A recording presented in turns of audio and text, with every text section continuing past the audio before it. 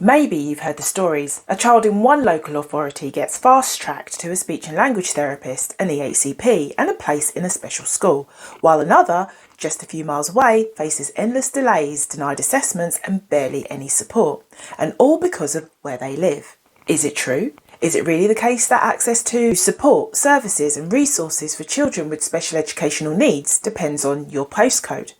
Maybe the right support feels like luck rather than a reflection of your child's actual needs. Why is it that a parent is left with that sense of defeat, trying to secure the right support for their child, especially when they're told that every child has the right to appropriate education and support, no matter where they live? So in this video, I'll break down the meaning of postcode lottery in the context of special educational needs. I'll explore why this perception exists and why sometimes holding on to that perception may unintentionally hold us back when advocating for our child's needs and differences to truly be acknowledged and recognised.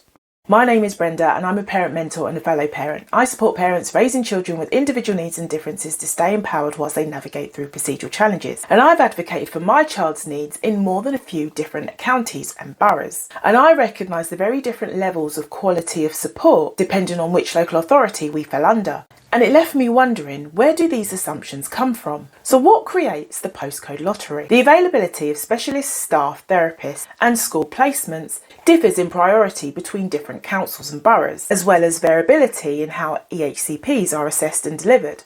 There are the real life factors behind the term postcode lottery, and for many of us it doesn't just feel real, it is real.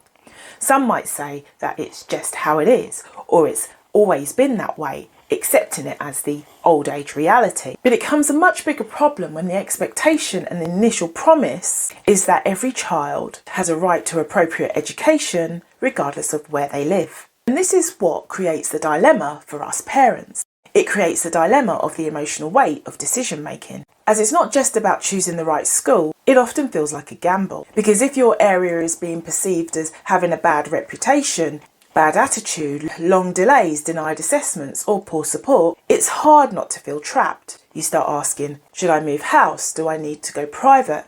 These decisions carry huge emotional and financial weight, and they highlight the disparity between what our child needs and what's actually available, just based on where you live. Which brings me on to the second dilemma. Are we choosing schools or are schools choosing our children? In my experience, the challenges didn't just end with actually going to visit a school. There are issues around eligibility criteria for admission, availability, as well as subtle pressures of soft exclusions pending. Applications were often discouraged without any clear reason, and I quickly realised how schools differ in how they approach SEN support. It no longer felt like a parental choice, but rather a question of who was actually doing the choosing. So why do I feel that the postcode lottery narrative can actually hold us back? As we know, there are funding disparities between local authorities, inconsistent approaches to EHCP assessments and long waiting times. And yes, it can often feel like the only way is to pay privately or to completely give up. And yes, I do recognise that paying privately has its benefits as it can nudge things quickly in the right direction. But what happens for those individuals whose resources are scarce, which inevitably makes our stress levels rise, and then creates this feeling of having to look into tunnel vision where we do focus on the short-term fixes to move house, pay out of pocket or quit work to manage care. And from experience, I can say that these decisions actually do help short-term, but they don't always solve the deeper issue, as it also creates new ones. And one of them is the risk of giving in. And if we surrender to the idea that it's just a postcode lottery, and then we stop there, it fuels disempowerment, it limits options, and it allows us to feel defeated. Going back to those narratives that, oh, it's the area, we've got a bad reputation of like SEN provision, and there's long delays and the schools are bad, etc. And this is where, if not approached in a more empowering way, it will create unnecessary setbacks where we overly focus on one aspect of the situation. Where we stop asking questions, we stop showing up to advocate. We assume that it's pointless to apply for an EHCP or explore other educational alternatives. And in doing so, we might miss opportunities for better support and experiences for our children, as our silence and acceptance allows the process to keep things just the way it is without accountability, which will have a negative long-term impact on our children. And that's why it's so important to stay empowered, as I believe that's the only way to create progress moving forward. Yes, the postcode lottery can shape what's on offer, but it doesn't have to shape what you accept. What truly matters is that our children's needs should truly be acknowledged and recognised, regardless of geography.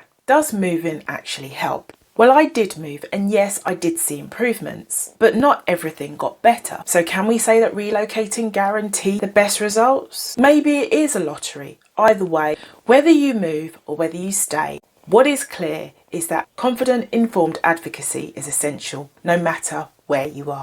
Recognising the impact of postcode lottery allows us parents to take a step back, see the bigger picture and make more empowered long-term decisions for our children. You might agree and you may not. Either way, I'd love to hear your thoughts, so please share in the comment section below. If you're looking for more ways to stay empowered on this special educational needs journey, why not take a look at this video here? Or alternatively, why not have a look at my website? But for now, keep doing what you're doing. Stay focused, stay empowered and keep creating progress. Thank you for listening.